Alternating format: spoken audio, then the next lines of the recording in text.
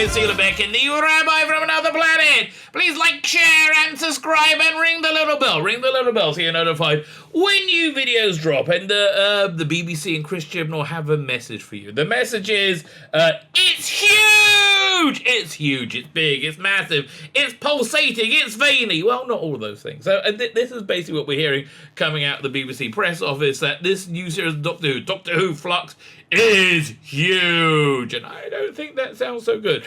But we're gonna be looking at it. We're gonna be looking at the latest press releases they put out, and man, there's a lot. There's a lot of stuff going down. I did a news video on Friday, and it's out of date, right? There's just a lot going down. Fine, so we're going to be looking at that. We're going to be there's articles in Radio Times we're going to be looking at, and you're going to be getting my thoughts on the state of play, which aren't overly complimentary. I kill surprise, I'm sure. But yeah, it's huge. It's like Donald Trump is running their marketing. It's going to be huge. I mean, it really feels like that, doesn't it? Fine. Like, share, subscribe. That is also huge. I mean, if I may say so, it's very, very big if you do that. Thank you very much. I do like being liked, shared, and subscribed to. All those things do make my day much better. Comment. Let me know what you think. I haven't even looked at how many comments I got. Sunday is always my day of sheer terror with comments, because I've had 2 days worth that I haven't got to, and there's always like, so many. But if you comment, I will endeavor to reply. I may even reply to a reply, but I'm very bad at that. Okay, I want to be clear. I am very, very, very bad at that. If you're one of the lovely people nice enough to back my Indiegogo to awesome graphic novels, they are being shipped out. If you're outside the US, I think today, it's Monday, I think they've been printed. That's what they've done. They've been printed. They're at the fulfillment center, so I think they're being shipped out on Monday. You should have it by the end of this week. If you're in the US, it's going to be an extra week. I think they're being shipped out on the 28th. That's 4 days from now. So it's going to be Monday, Tuesday, Wednesday, Thursday. Okay, so not that far away. And just before we get into this video, okay, this is just a complete aside.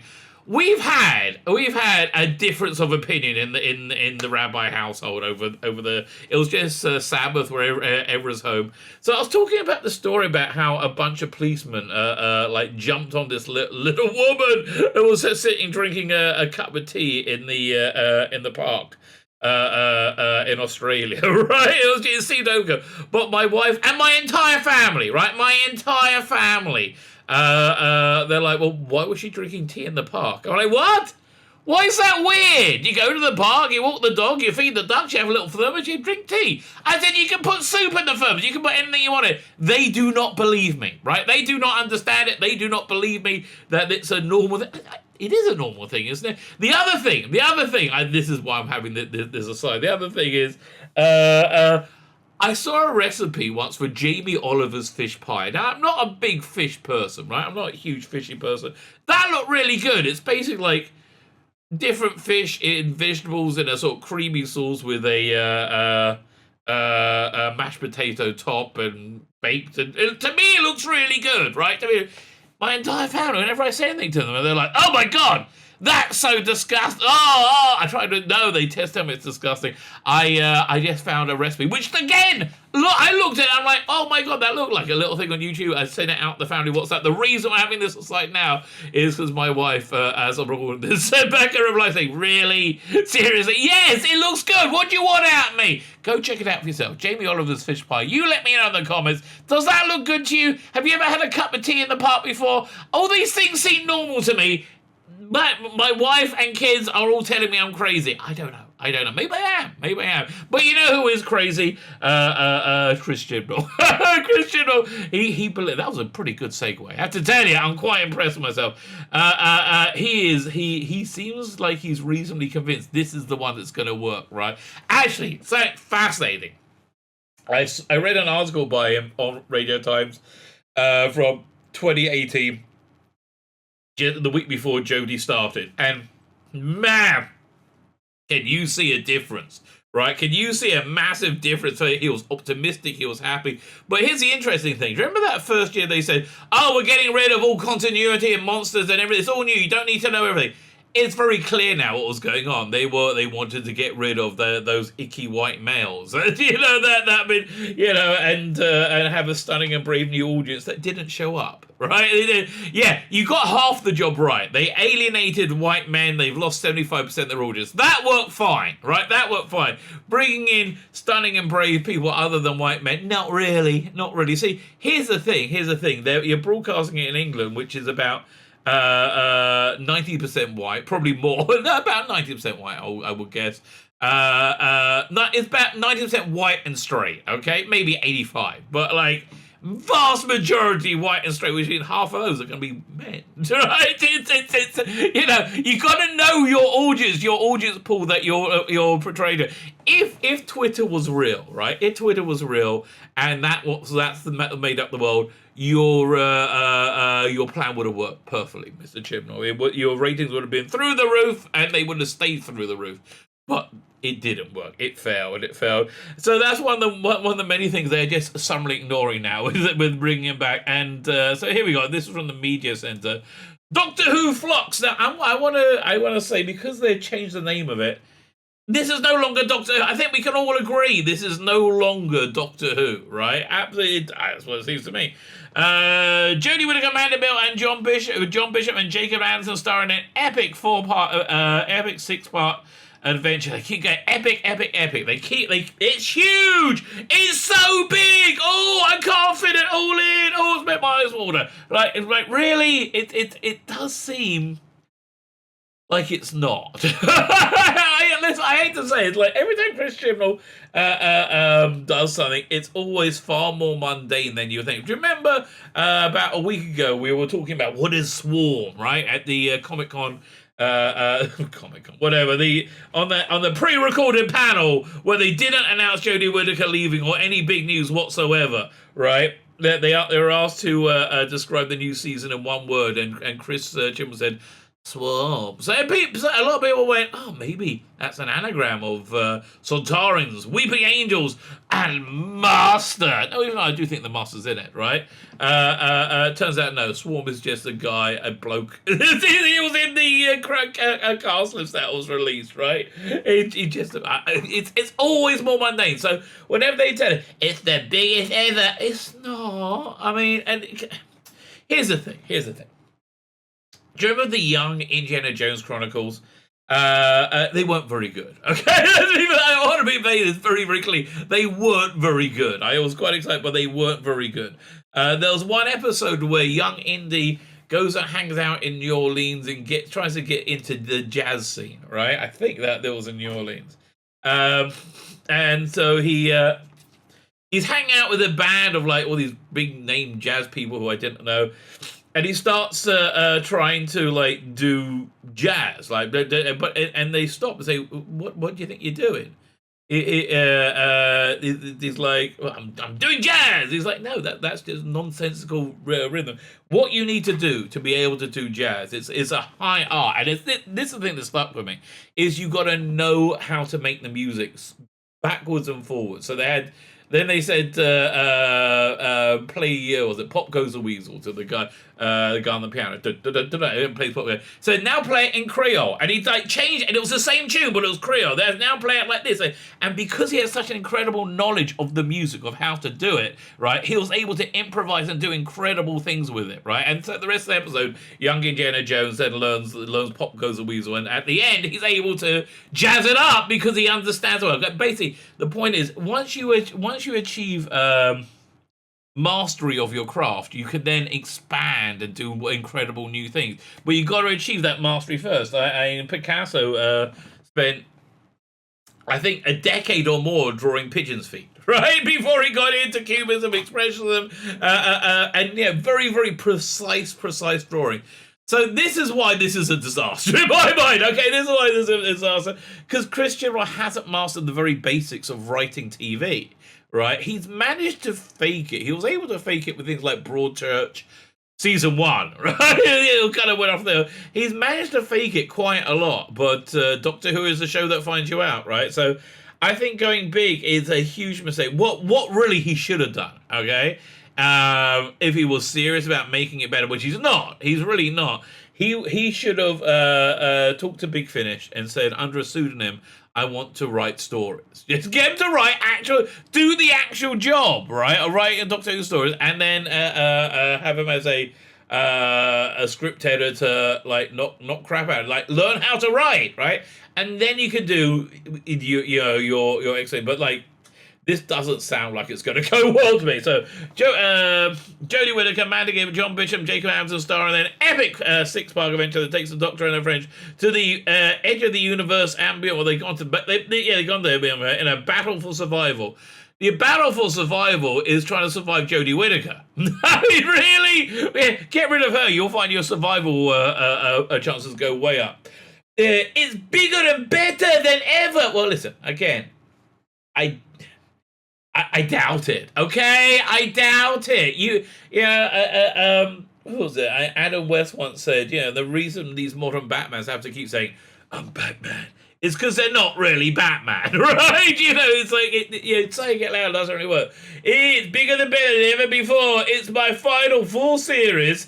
There'll be questions asked. There'll be answers. Oh, so that's going to be the timeless children. There'll be exclamation marks, and there'll be huge exclamation marks. Oh, it's so exciting. It's going to be so big. And I think that's what that in itself will pique your interest and pique your curiosity. Well, that's the plan, right? That's the plan. I don't think you're getting through episode 2, honestly. I think you're going to end up with about 5 million after all said and done for your first episode. I think you're going to end up with half that for your last episode, right? If you're lucky. Oh man, I hope it goes under 3. I hope it goes under 2. I hope it goes under 1. And I hope I don't sound vindictive. It's just, oh man.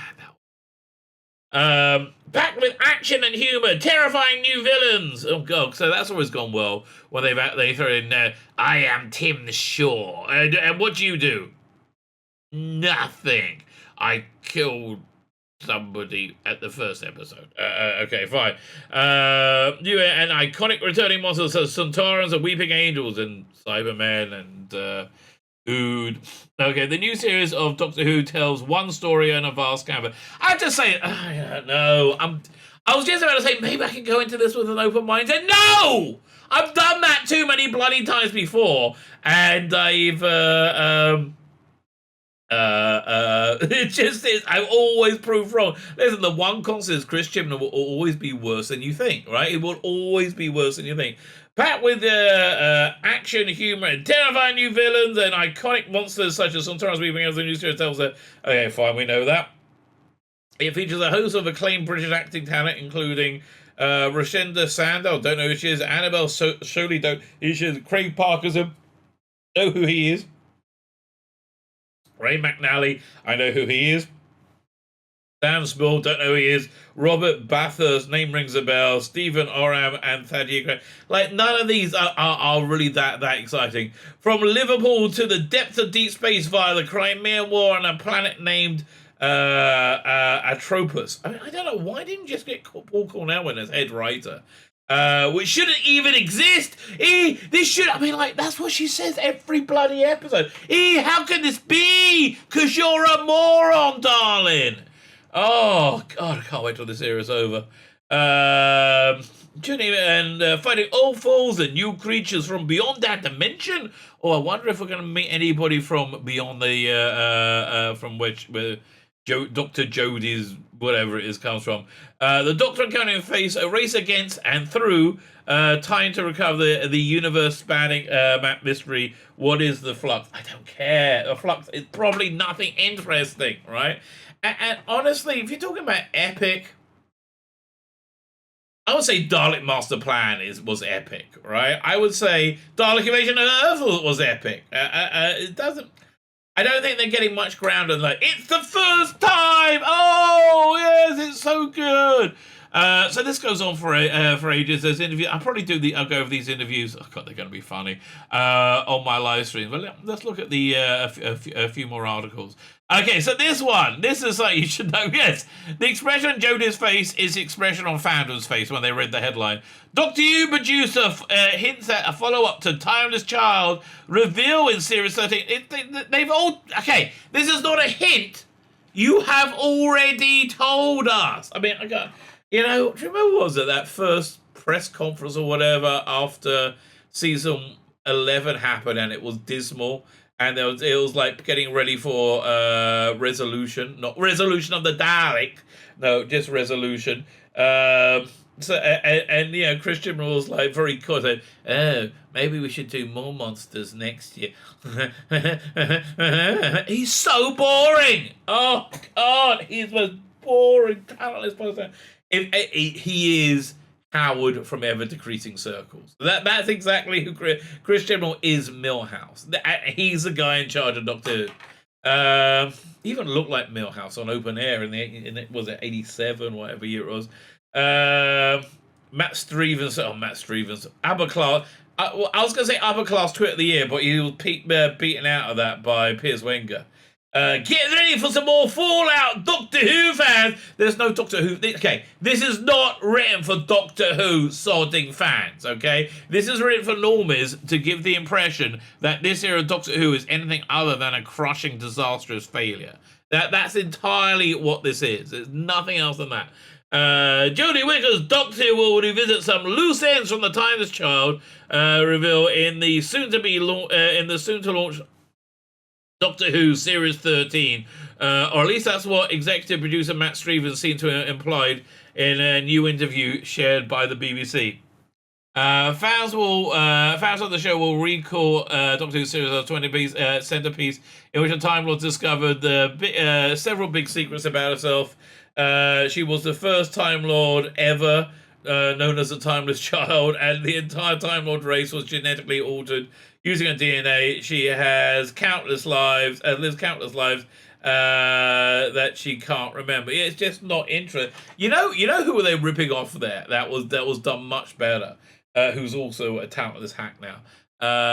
The comic book Powers. Powers was written by Brian Michael Bendis, who is a talentless hack now for exactly the same reason as Chibnall. Right? They're much more interested in identity politics than telling stories. But he had this one of the best comic books ever made called Powers, which was basically a noir crime drama dealing with a homicide detective that deals with cases involving superpowers. It was a superpowered world, right? So then, you get revelations about this character pretty early on that he has been a superhero. He was a superhero and he's lost his powers, right? The main detective in this.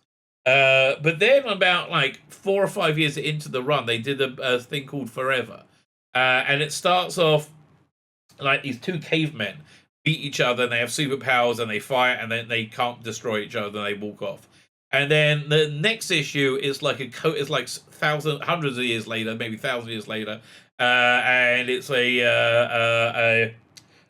a Conan thing, like it's a prehistory thing. So it's obviously the same guy and the other from the 8 Men from the beginning, and now he's looking a bit like the main character, right?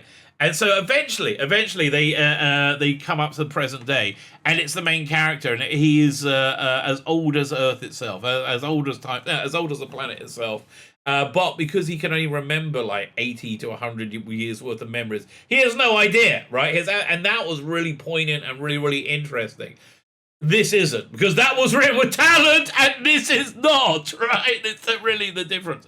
Although he didn't give much away, Stevens said in an interview that Doctor Who seems to picked up a lot of things that the Doctor learned about herself and her history at the end of season 12. Now, the ongoing rumor is that and this comes from the TARDIS Zone, which gives it a bit of weight in my mind.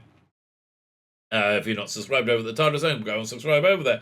The ongoing rumor is that Chris Jodie has been told to put everything back in the box before he hands it back to hands over to Rusty Davis, which means I think they're gonna want to wrap all this up in one neat bow and be done with it. And again, that's kind of what I'm hearing about.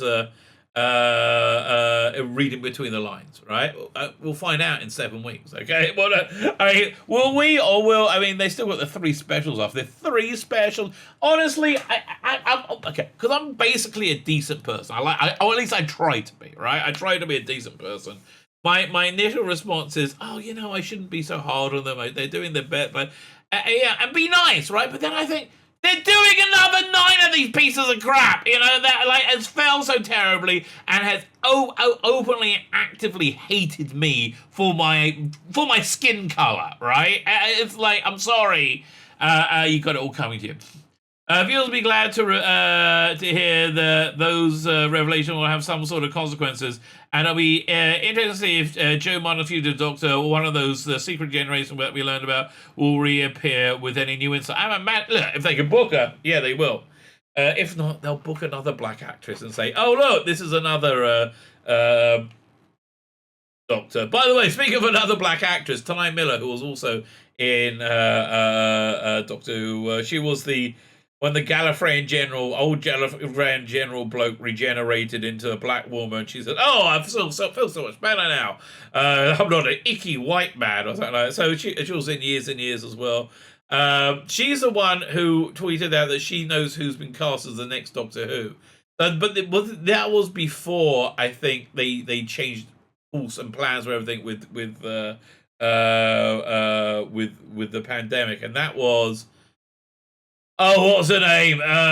She was on ER, and her name was like Padamasa Panda Bear.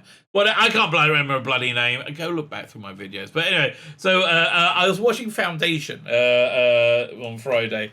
A very good show. I like it a lot. With one really massive flaw, and this is like I wish Doctor Who would realize as well, like, and TV in general. It's that snarling, angry women with their head shaved that hate men are just not that appealing, right? Are just not very appealing. And they got one too many of those in Foundation. Anyway, Tanai Miller was in that with an American accent, and it was really weird. It was really weird. What was weird about it is everybody else has Australian and English accents. They gave her an American. It was just weird. I didn't understand at all. Saying that he is willing to... say what he's willing to divulge about the new series. Stevens added, "I can honestly say, it's not like the previous 2 series. It's even more shit. Really, I don't think we can top it, but I think we can. It's going to be huge." Oh, look at that. Next, I was just going to take the piss and pretend that it's going to be him saying, "It's huge. Look at this. Next bloody word. It's huge." Again, I thought you all hated Trump. Now you're all talking like him. It's huge in scope and its scale and the jeopardy. Again, learn how to write before you put like bells and whistles in. Learn how to bloody write a bloody story with a beginning, middle, and end that's compelling. It's boring. I know it's boring to do that, right? I know it's boring. I know it's laborious. I know it's laborious. Not laborious. I know it's laborious. I know it's not fun. But you got to do that, and you got to do that a lot. I mean, listen, if you want to write comic books, may I recommend 2000 AD has a... which I just cancelled my subscription to, because I'm like, enough already. They have an ongoing tradition of these things called Fog Future Shocks, which is 2 to 6 page stories with a beginning, middle, and end, and a sort of sci-fi or horror twist in it. Write one of those a day, right? Just knock those out. Write again. Because you can see this is what Chibnall has done. You can see Chibnall has not put work into his craft, and that's why he's so poor in it. Also, we tried to go as big as we could with the visuals as well. That would really, I mean, Chibnall writes, a massive space fleet appears and they just draw it in crayon. You've got to reflect the script. In terms of CG and in terms of the design of the series, we've really tried to pull out all the stops. So when you watch the show, we're in 5 years' time. No one's watching this in 5 years' time, okay? No one. No one is ever going to go back and revisit the Jodie Whittaker years, okay? That is never going to happen. I mean, dude, I wish I was smoking the same sort of weed that you were, because you are on some bizarre delusions. Or whether no one will be able to, whether it's in 5 years' time, or whether no one will be able to say you made that during the pandemic. Thank God it's less episodes, because I don't think I could have got through it. We didn't want to impact the experience for the audience. You mean we really wanted to make it super, super bad? Okay, good. Streamers also explained how the new series will run for 6 episodes came together during development. So he had Series 13 involved quite late in the day. So we had, listen, the plan was always to do a 10-episode season starting around now, right? Was it now or was it in January? No, starting around now, right? It'll be because it was going to be like a year and a half, right? So they're always going to do a 10-episode season, including the special, starting around like I think finishing with the New Year's Day special. Is it going to be a New Year's Day special? I think so. Yeah, there's probably going to be a New Year's Day special, like an Easter special, and a like November special or something. I don't know. Just get it gone. Get her gone, for God's sake. So he was explaining how Series 13 involved quite late in the day. We had a plan for what we wanted to do, and then the pandemic hit, and then we had to do other work, and we all started to cry, and we realised that there were certain things we wouldn't be able to do in the normal way. Well, that's never been something that's been that much of a concern for you thus far, as we did in seasons 11 and 12.